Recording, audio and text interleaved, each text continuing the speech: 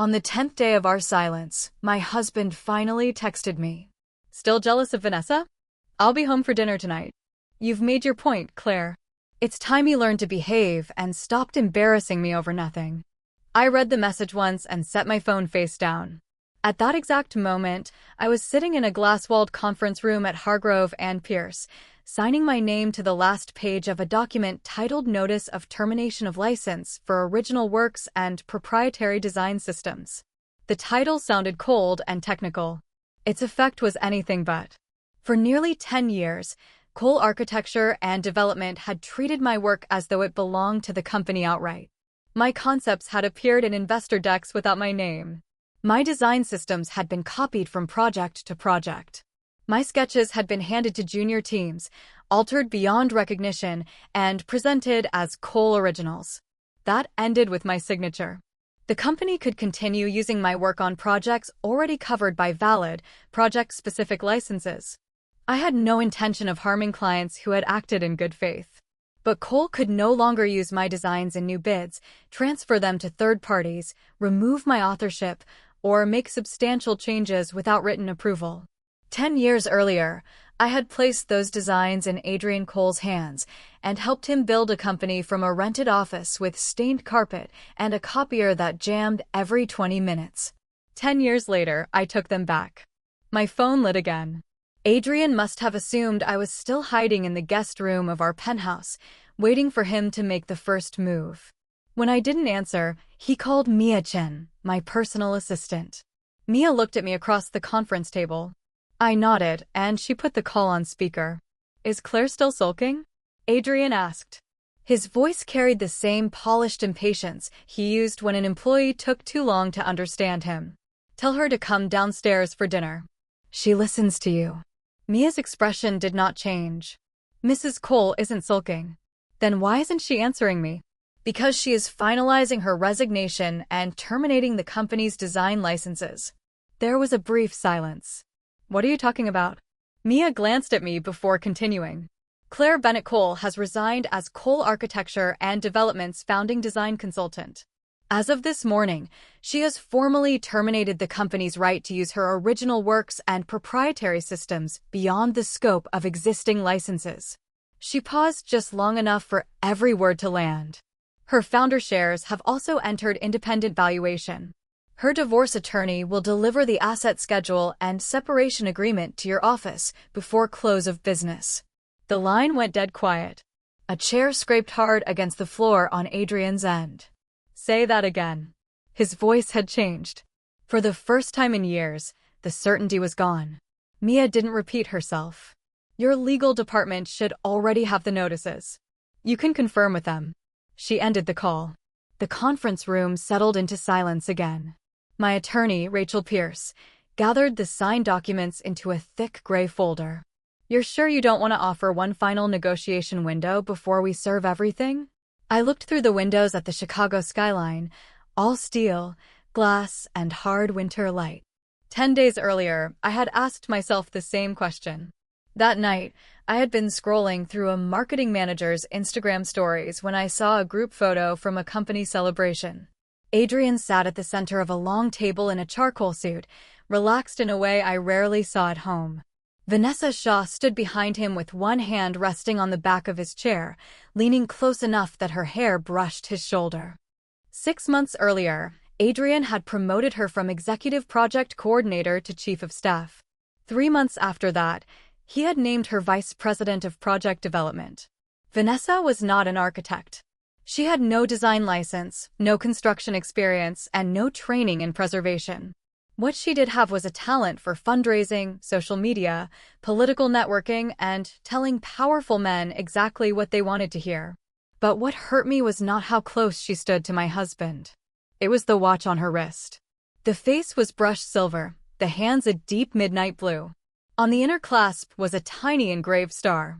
For our 7th anniversary, Adrian and I had commissioned a matched pair from a small Swiss watchmaker. Only 6 pairs had been produced. Each clasp carried a unique symbol. Mine had a crescent moon. His had a star. The watch on Vanessa's wrist had the star. I enlarged the photo until the engraving was unmistakable. I didn't cry. I didn't throw the phone. I saved the image, walked into the bedroom, and found Adrian in the dressing room choosing a shirt for the next morning. I held out my phone. "Explain this." He glanced at the screen and frowned. "It was a company celebration." "What are you imagining now?" "I'm asking about the watch." His hand paused on a white shirt for half a second before continuing. "She bought it herself. That model was discontinued 3 years ago. The star engraving belongs to our pair." I held his gaze. "Did you give Vanessa our anniversary watch?" He didn't answer. Those few seconds of silence said more than any confession could have. "Why?" I asked. He finally turned toward me. He didn't look guilty. He looked inconvenienced. "She helped close Harbor Point. She's been handling the Meridian Center permits and financing for months. I gave her a gift." "Why are you turning it into a scandal?" "With our anniversary watch?" "It's just a watch, Claire. Just a watch." 3 years earlier, when he fastened mine around my wrist, he had told me that no third person in the world would ever carry the symbol that belonged to us. I didn't ask what that promise was worth. I asked one final question. "Where did the money come from?" Something flickered in his eyes. "My personal account. It has nothing to do with you." "Are you sure?" He lost patience completely and shoved the shirt back onto the rack. "Can you show a little perspective for once? Vanessa represents this company in rooms you don't even enter anymore. I need her. I need the contacts she brings. And you're obsessing over jewelry like a jealous suburban wife." My chest went cold. "What exactly do you expect me to do?" "Live your life quietly," he said. "Stop dragging private emotions into the company and stop making me look foolish." That night, I moved into the guest room. The walk from our bedroom took less than 20 steps. It felt like crossing 10 years. For the next 10 days, we lived in the same penthouse and spoke not a single word. He left early and came home late. I stopped asking where he was going. Twice he waited at the dining table for me, assuming hunger or habit would bring me downstairs. I stayed away. Once he sent the housekeeper to ask what I wanted for dinner. I told her not to prepare anything for me. He believed we were having a Cold War. I was conducting an inventory before departure. Not just of clothes, documents, and accounts, but of every fact I had refused to see during our marriage. I was 35 years old. At 25, I had won the National Emerging Architecture Prize, becoming the youngest recipient in the award's history. 3 international firms offered me positions. One of my professors predicted that I would have my own studio before 30. Then I met Adrian Cole. He had no famous family and almost no capital. What he had was an unfinished business plan and a kind of relentless ambition that made failure look temporary. He wanted to build a firm that combined architecture, real estate development, and urban renewal. He had no portfolio strong enough to win major clients and no investor willing to fund an unknown developer. When he pursued me, he never tried to impress me with expensive gifts. He waited outside my studio until 2 in the morning. He listened when I explained why a building needed light, shadow, silence, and air. When a client rejected my proposal, Adrian sat on the floor beside my drawings and said, "They don't understand what they're looking at. That's their loss." Back then, there was real admiration in his eyes. I thought admiration like that could last forever. When he founded Cole Urban Development, I invested my savings and licensed my award-winning concepts and proprietary design methods to the company. My work helped him win the first clients who were willing to take a risk on us. My father, Thomas Bennett, was an intellectual property attorney. On the day Adrian and I signed the founding agreements, Dad insisted that I retain copyright, attribution rights, and control over substantial modifications. He also required the company to enter into a long-term licensing agreement with me. The contract was explicit. Cole could use my work for approved projects, but it could not transfer the work, strip my authorship, or materially alter a design without consent. Any new project required written authorization. A serious breach allowed me to terminate future licenses and seek unpaid fees. Adrian laughed when he read the clause. "We're about to be married," he said. "Does your father really think I'm going to steal from you?" I laughed too. I nearly asked Dad to remove the termination provision. Thank God he refused. For the first 3 years, Adrian and I worked side by side.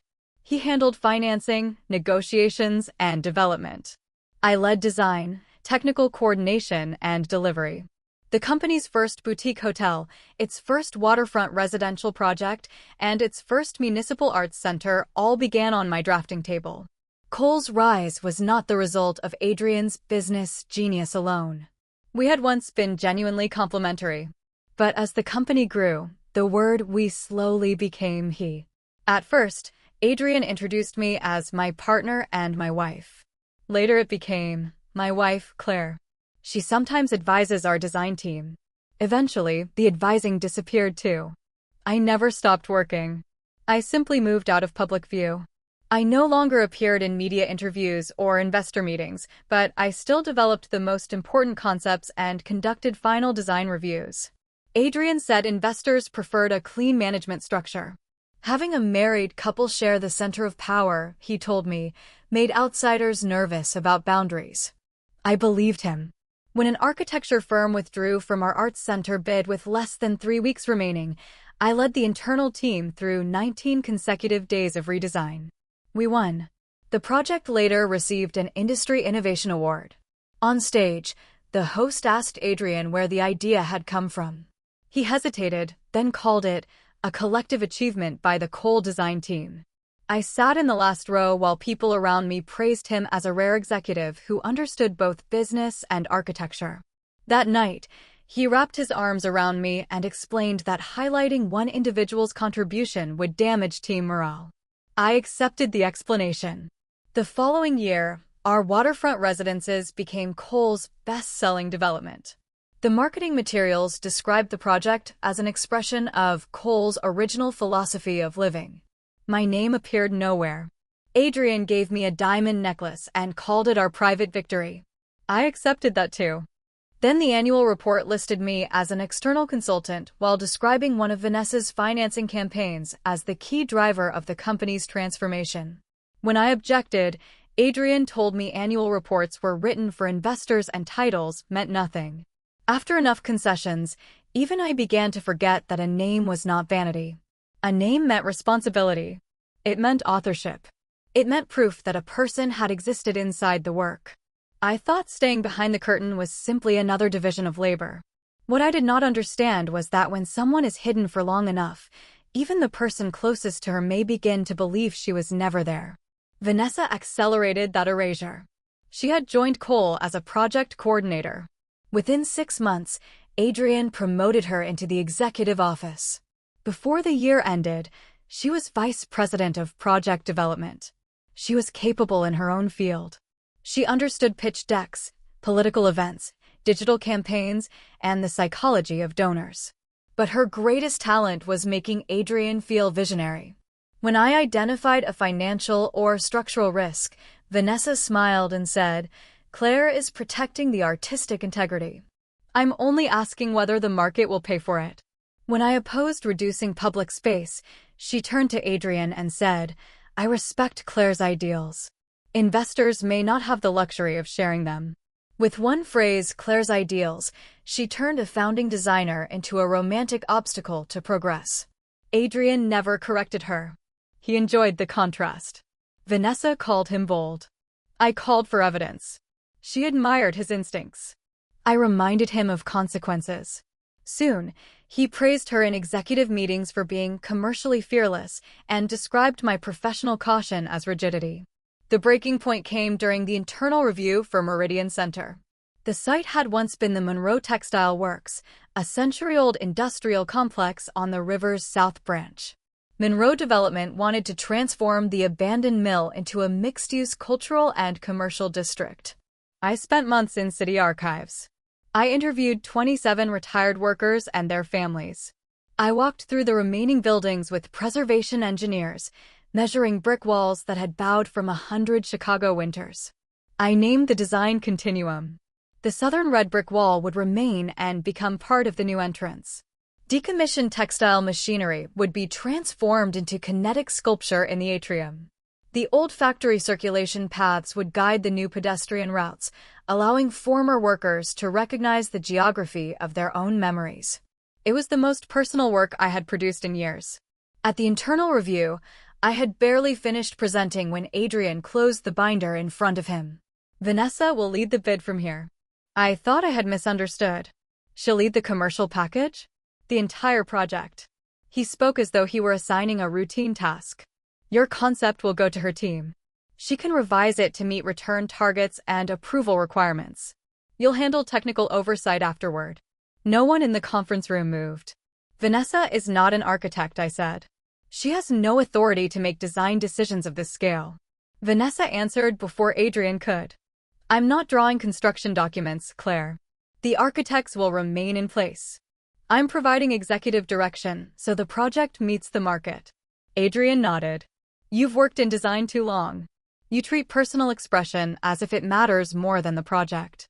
Vanessa is younger, faster, and more open to change. You need to make room for new leadership. I was 35.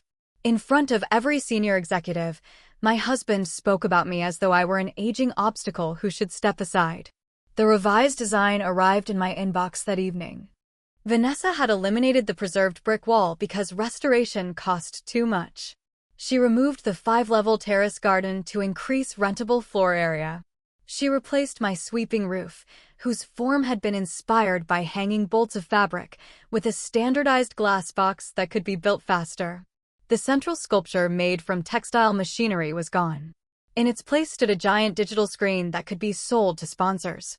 She was not refining the project. She was converting a piece of civic memory into a commercial template that could have been built in Dallas, Phoenix, or anywhere else. I sent a detailed response listing every objection. The next morning, Adrian called me into his office. Stop making Vanessa's job harder. Those were his first words. Have you looked at what she did? I looked at the outcome. She can move the project forward. If Monroe wanted nothing but rentable square footage, they would not have issued a preservation-led redevelopment brief. Adrian leaned back in his chair. You always assume you are the only person who understands architecture. Cole is not your private studio. Cooperation matters more than proving you're right. As I stood there, I remembered our first year in business. Adrian had held up one of my hotel sketches and told a room full of skeptical investors, she isn't drawing a building. She's creating a world. A sentence does not become beautiful because of the words. It becomes beautiful because the speaker still needs the person he is praising. That afternoon, I began preparing to leave. I called the law firm that had inherited my father's practice after his death. I asked them to review every license, amendment, and project approval signed over the previous decade. Mia organized emails, minutes, server records, and internal project transfers. We separated completed projects from active ones, project-specific licenses from general design systems, and authorized uses from bids that had never received my written consent.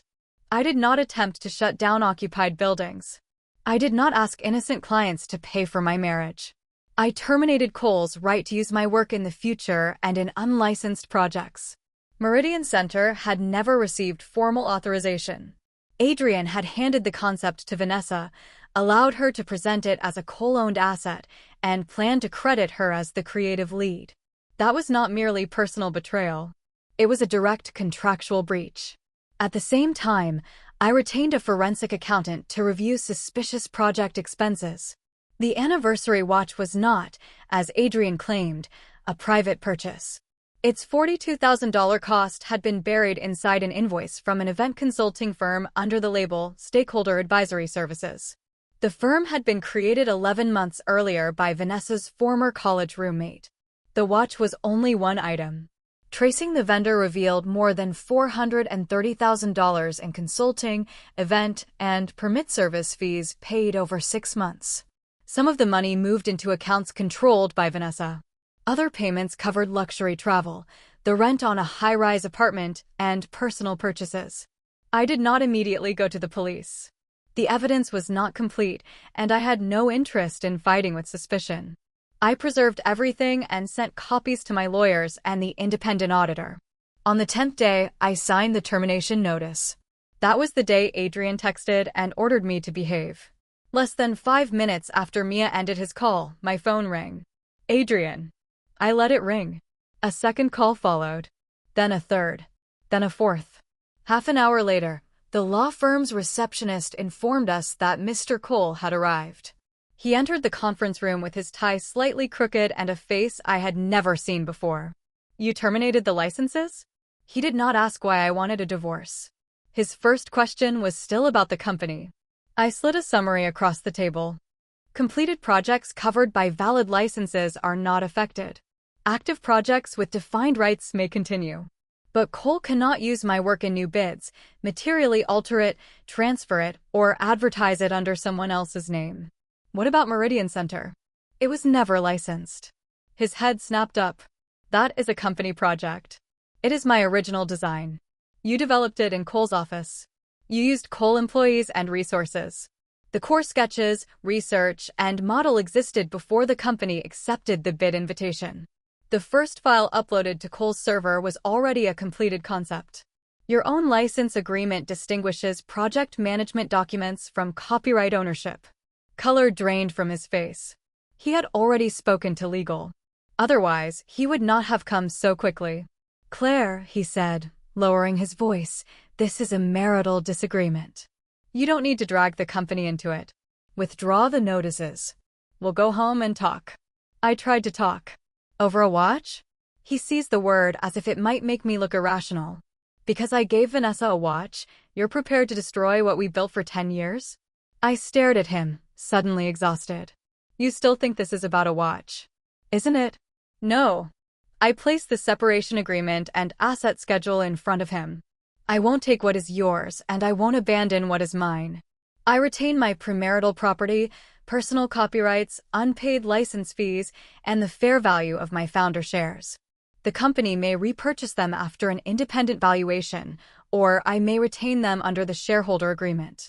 I am not making an additional claim against your separately held assets." I folded my hands on the table. "This is not revenge.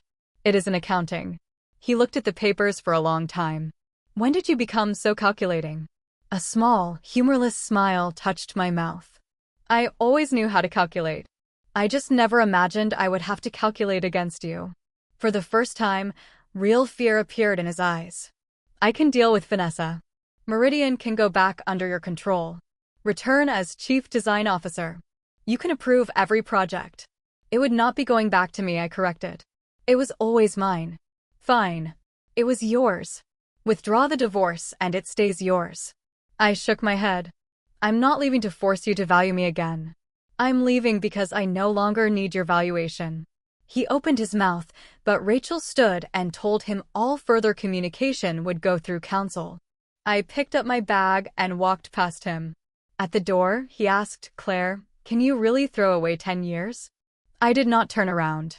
The woman who still could not bear to lose him had been worn away long before that morning. I opened my new studio in a converted factory on the west side.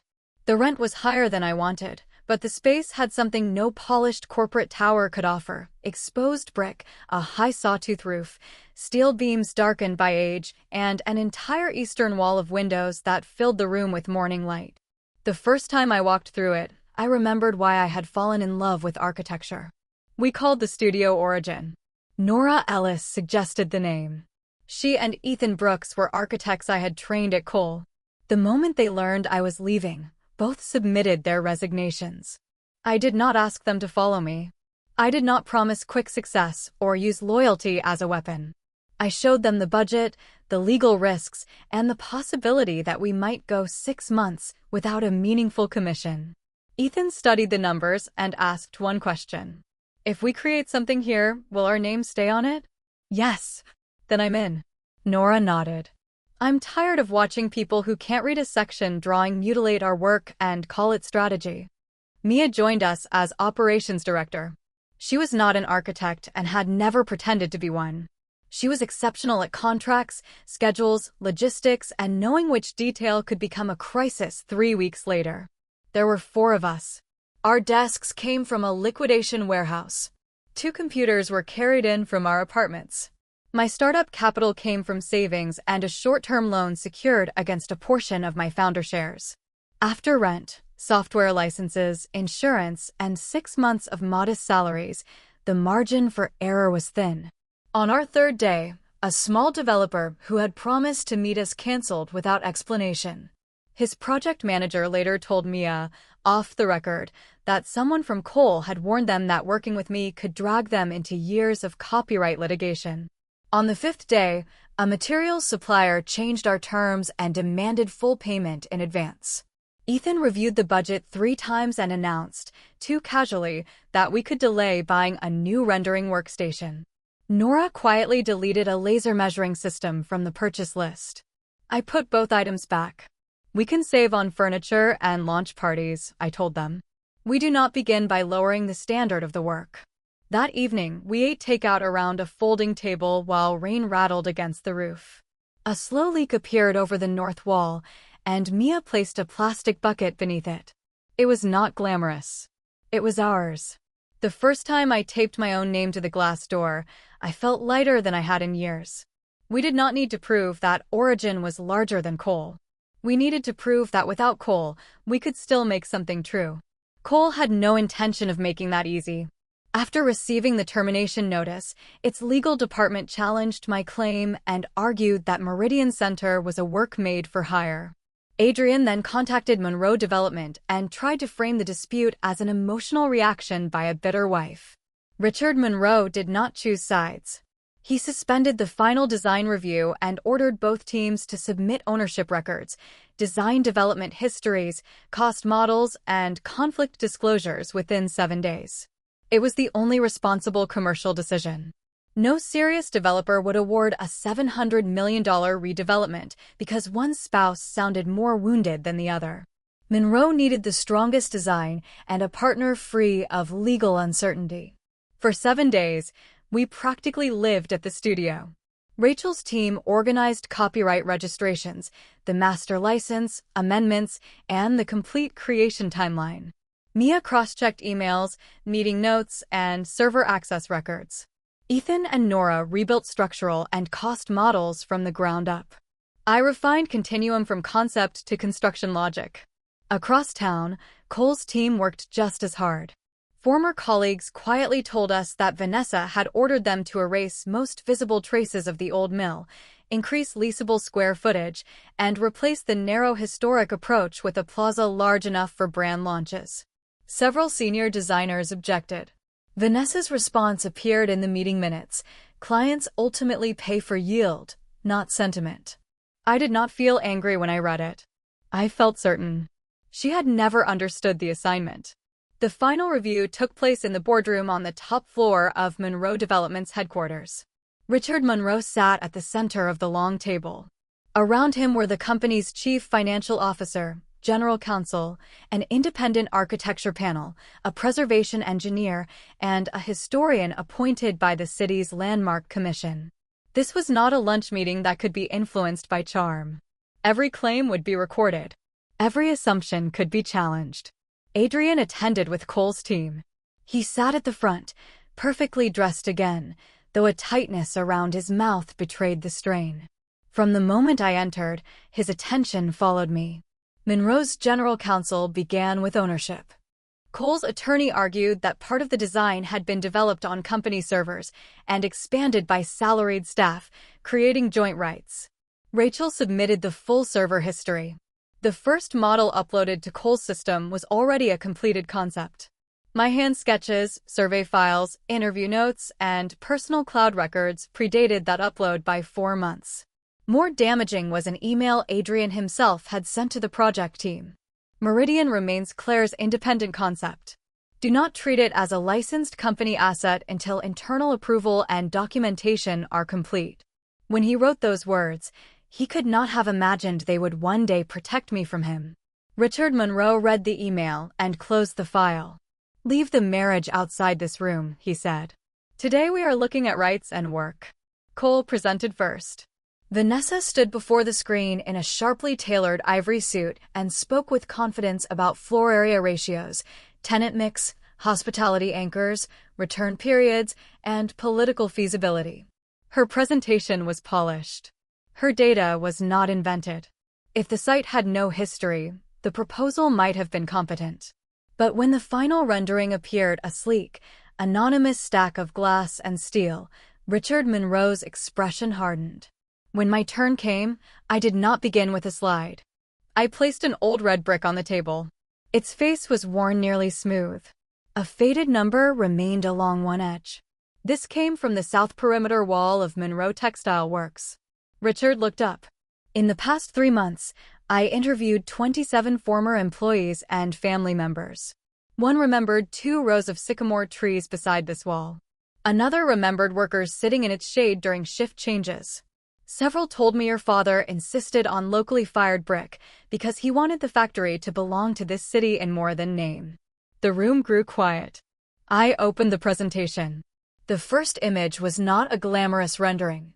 It was a hand-drawn map of the old factory grounds. The central question is not how efficiently we can erase the past, I said. It is how the past can remain an active part of the future. I showed the structural plan for preserving the southern wall. It would not survive as a decorative fragment mounted in a lobby. It would become part of the new entrance sequence. A new steel support system would stand behind it, allowing the historic material and modern structure to remain physically independent while appearing to coexist. We retained the 5-level garden but redesigned circulation around it. Instead of treating green space as lost rentable area, we modeled it as the development's central social anchor, increasing dwell time and supporting higher-value retail and hospitality uses. The old looms would not be stacked in a corner as nostalgic props. Their gears, shuttles, and frames would be reassembled into a slow-moving public artwork in the atrium. The mill's former freight rails would become a wayfinding line embedded in the floors, running from the river entrance to the museum wing. We did not ignore financial return, I told the CFO. We created a form of value that cannot be copied across the street. I changed the slide. A generic glass complex may feel new for 5 years. A building that belongs to its site can remain distinctive for generations. One of the independent architects leaned forward. Your proposal costs 8% more than Kohl's and adds 2 months to the schedule. Why should Monroe absorb that? Because Kohl's estimate excludes several downstream costs. Ethan took over and displayed our revised model. Their demolition allowance omits hazardous material handling in 2 mill structures, waste transportation, and the branding program required to give an anonymous development a market identity.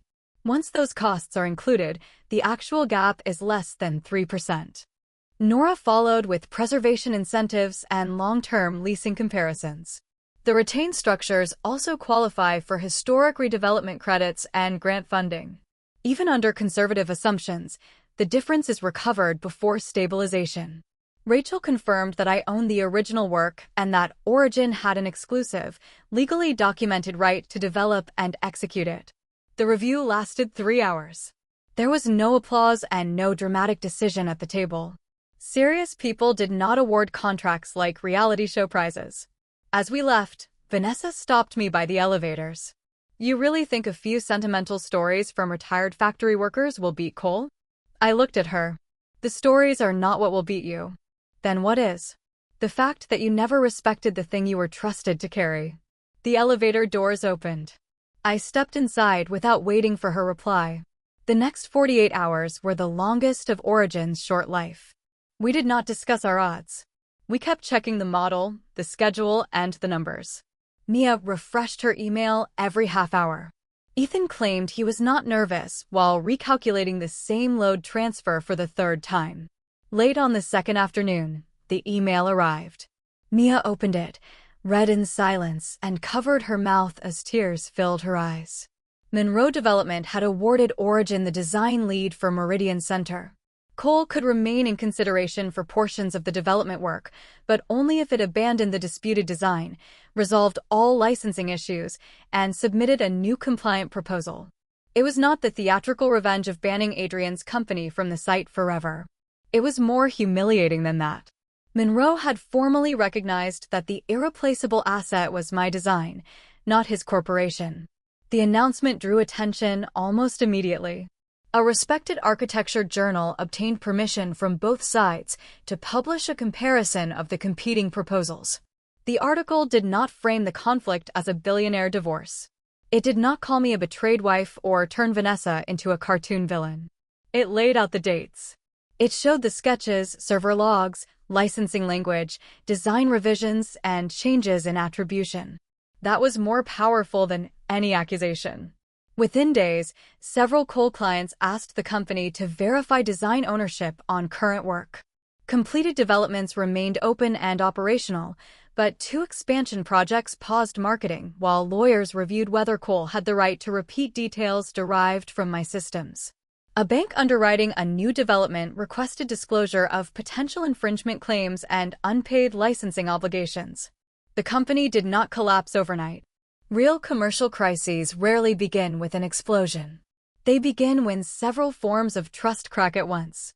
Clients questioned whether Cole's celebrated design capability had ever belonged to Cole. Investors wanted to know why a founding creative partner had been hidden in annual reports. The board demanded every agreement between the company and me. Inside the firm, silence began to break. Senior designers who had spent months watching Vanessa override professional review submitted a joint statement. They documented her instructions to remove preservation elements, inflate her role in presentations, and bypass sign-off procedures. They included emails showing that Adrian approved those decisions after being warned of legal and technical risks. Some of those employees had sat quietly when he humiliated me in the boardroom. I did not ask why they had waited. People had mortgages, children, visas, medical bills, and careers built over years. Fear can make decent people quiet without making them dishonest forever. What mattered was that when the truth required witnesses, they chose to speak. The most serious threat, however, came from the audit. The invoice that concealed Vanessa's watch had begun as one suspicious expense. Once the board retained an outside forensic firm, it became a trail. 3 related vendors had billed Cole for government relations, community engagement, special events, and stakeholder consulting. The language was vague enough to escape casual review. The invoices were repeatedly split below internal reporting thresholds. The actual services were difficult to verify. Money moved from those vendors into accounts associated with Vanessa and people close to her. Some paid for luxury trips, the lease on a River North apartment, designer clothing, and private dining. Other transfers appeared shortly before permit meetings involving Harbor Point and Meridian Center. The total exposure exceeded $800,000. Archived emails also recovered messages Adrian and Vanessa had attempted to delete. He had told me they were completely professional. The messages were not. They discussed private weekends disguised as site visits. They joked about how easy it was to keep me busy in the design basement, while Vanessa appeared beside Adrian at public events. In one exchange, Adrian wrote that after Meridian closed, he would make Vanessa the public face of Cole's creative future. Her response was worse. "You should have stopped saving the most important seat for a wife who only understands ideals." Adrian replied, "Once the deal is done, she won't have a choice." I read the messages in Rachel's office. By then, evidence of a physical affair no longer felt like the deepest betrayal. The sharpest wound was realizing that they had discussed my life's work as though it were property they could divide between them. My marriage, my reputation, my designs, everything had become a prize in a private alliance built on my silence. The emergency board meeting lasted past midnight. Adrian initially denied knowing the vendors were connected to Vanessa. He claimed she had managed the relationships independently. The auditors produced his electronic approvals. Payments above her authority level carried his credentials. Several travel reimbursements had been submitted through his office. Calendar records placed him on trips described as municipal outreach when no public meetings had occurred. One director asked why he had placed a non-architect in control of Meridian's design. Adrian answered that Vanessa could deliver the approvals and relationships the project needed. The room reportedly went still. In trying to defend himself, he admitted that professional judgment had been subordinated to access and influence. Before the final vote, Martin Hale, the investor who had written Cole its first meaningful check, spoke directly to him. "When we invested, we believed we were backing the combined ability of you and Claire. You sold the market a story in which that ability belonged to you alone. The moment you drove her out, you forced us to discover which part was actually yours."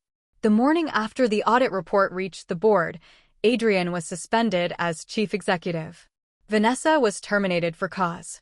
Cole referred the suspected vendor fraud to law enforcement and the State Commercial Crimes Unit. Her uncle, a member of the City Planning Commission, came under investigation by the Independent Ethics Office after records showed repeated pressure on staff reviewing applications tied to Vanessa's vendors. A watch did not destroy them. The watch simply opened a door into a system they believed no one would ever question.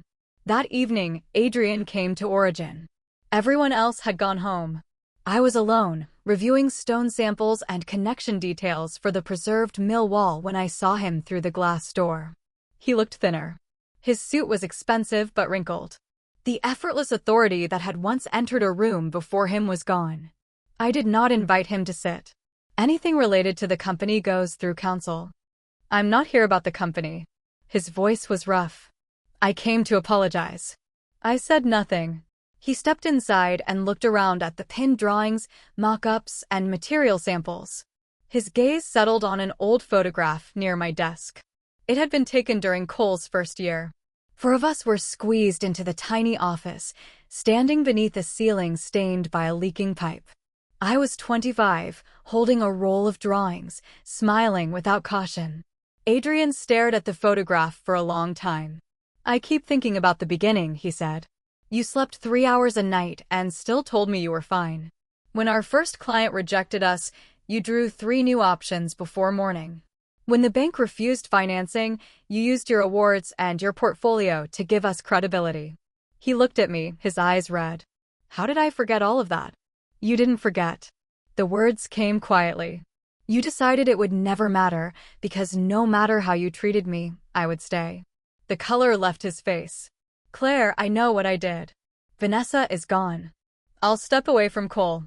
I'll do whatever the board asks. Can we start over? No. I answered before he finished breathing. He stood completely still. 10 years, he whispered.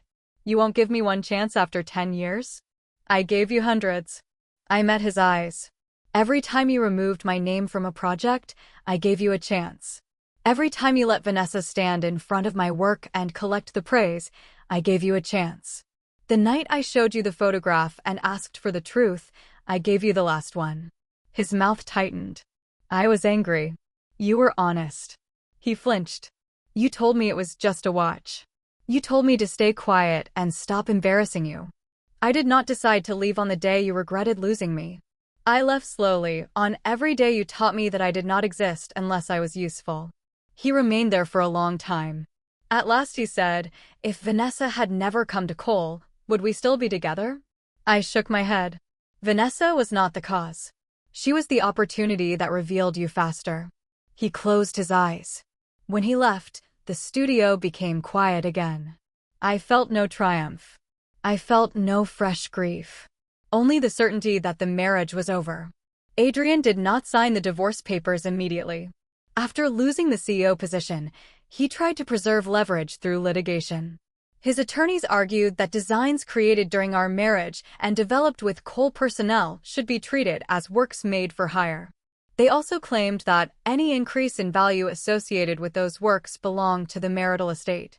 At the same time, they requested an emergency injunction preventing me from transferring design files or licensing the Meridian concept to Origin.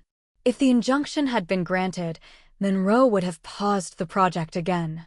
Origin was too young to survive an indefinite legal freeze without damage. But my father's caution, mocked a decade earlier, became the clearest answer in the courtroom. Rachel submitted the original licensing agreement, every renewal and amendment, federal copyright registrations, consulting invoices, founder share documents, and years of emails in which Adrian acknowledged that I retained ownership. Cole's own accounting records showed that I was not a salaried employee assigned to produce whatever the company ordered. I had been an independent founding design consultant and equity holder. The company paid project fees under licenses because it knew the rights were mine. The judge denied the emergency injunction. In her written order, she noted that Adrian had not shown a likelihood of success sufficient to restrict my use of material I had documented as independent work. She also warned both parties that the divorce process could not be used to interfere with third-party commercial contracts without compelling evidence. That ruling ended his most effective threat. Several weeks later, we reached a final settlement.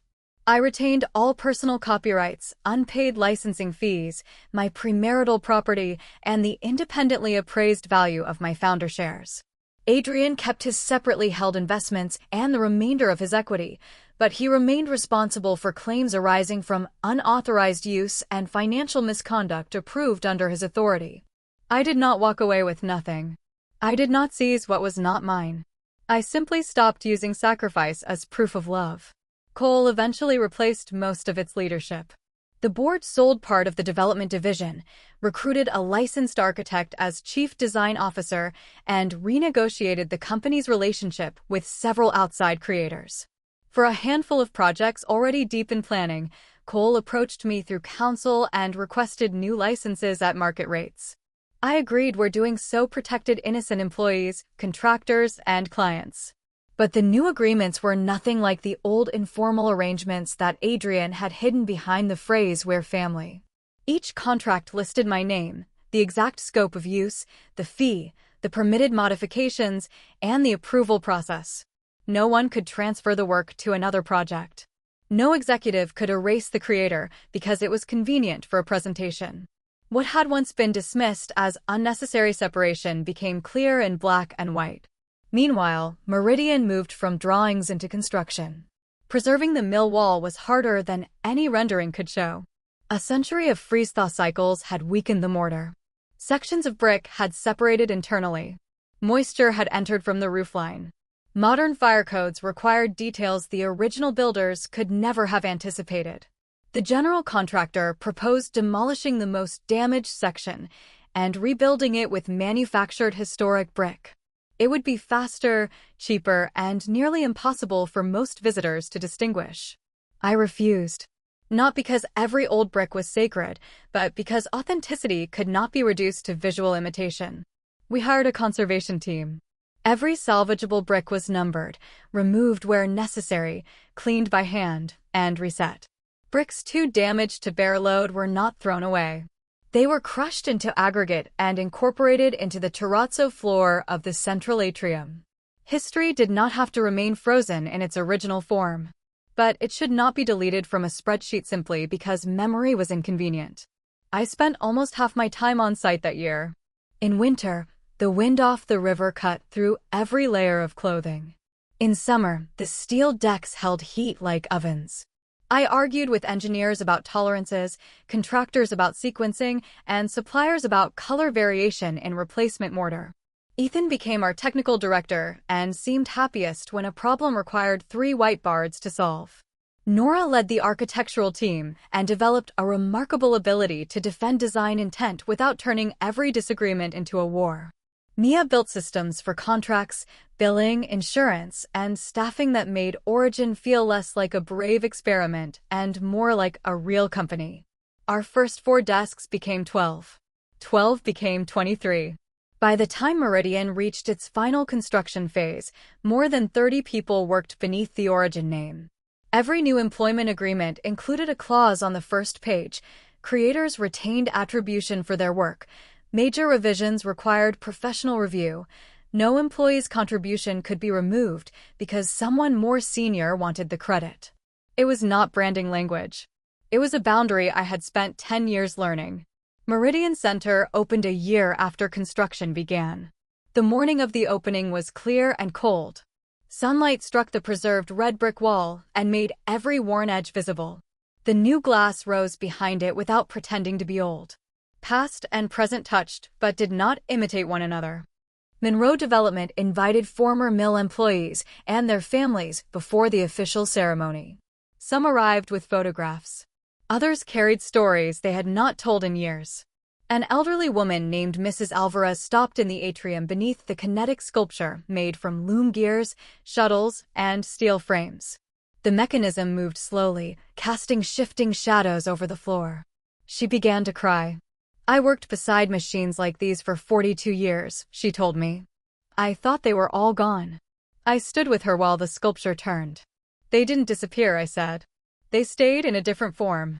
Richard Monroe's opening remarks contained no complicated revenue projections. A city does not need more buildings that merely look expensive, he said.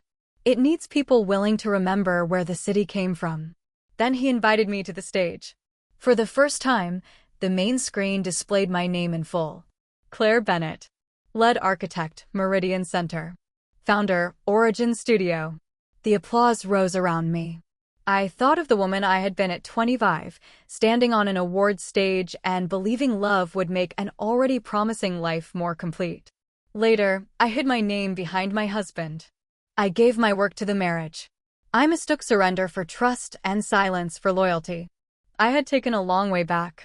But that younger version of me had not disappeared. I had only left her in the dark for too many years. Now I had brought her home.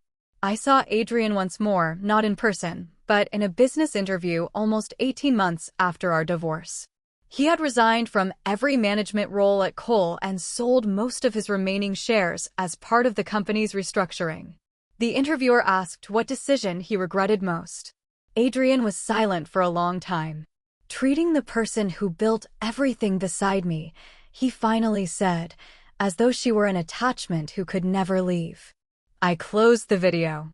A late answer did not become valuable simply because it was correct. That night, I stood by the windows of Origin's new office. In the distance, Meridian glowed beside the river. The old brick and the new glass reflected each other in the dark, like the past and future had finally learned to occupy the same frame. I remembered the message Adrian had sent on the 10th day. Still jealous of Vanessa? You've made your point. Learn to behave. He thought my silence meant I was waiting for him to come home and forgive me. In truth, it was the last silence I ever gave that marriage. On the 11th day, I left him. Every day after that, I walked back toward myself.